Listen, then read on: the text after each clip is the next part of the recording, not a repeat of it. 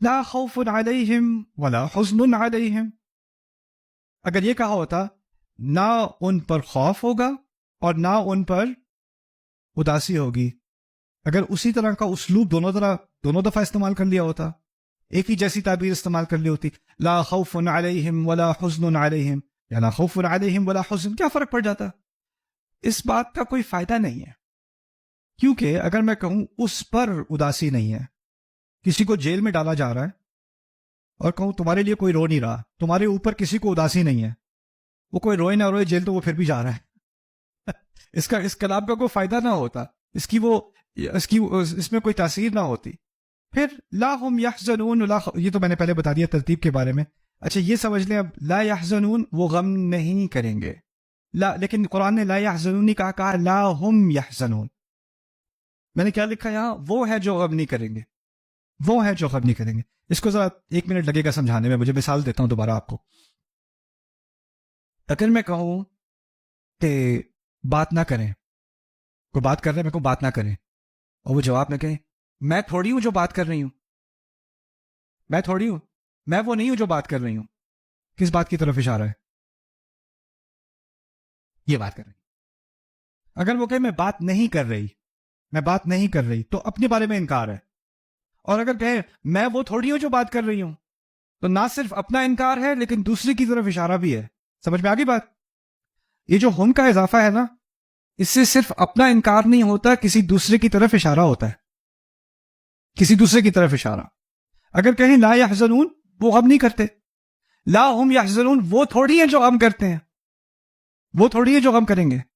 یعنی یہاں پر نہ صرف اہل ایمان کے غم کی نفی کی گئی، کسی اور کے غم کی طرف اشارہ بھی کر دیا. کس کی طرف؟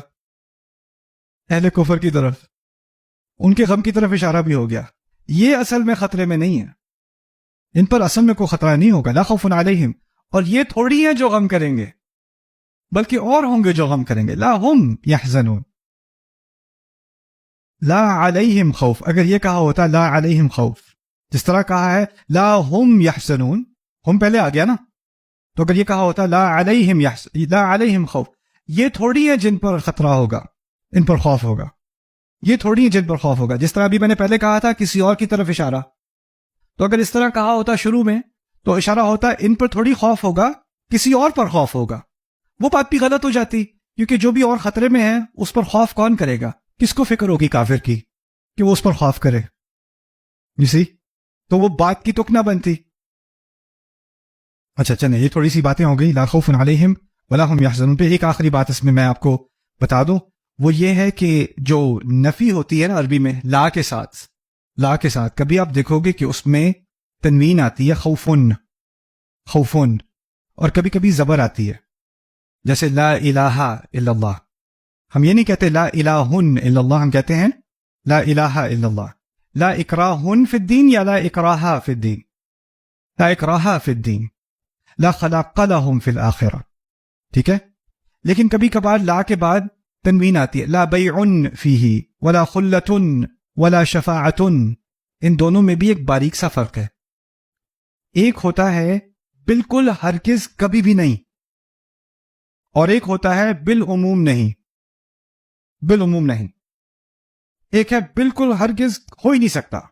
جب وہ بالکل ہرگز ہو ہی نہیں سکتا والا ہوتا ہے نا، تو اس میں آتی ہے زبر. اس کو کہتے ہیں لا النافیہ للجنس.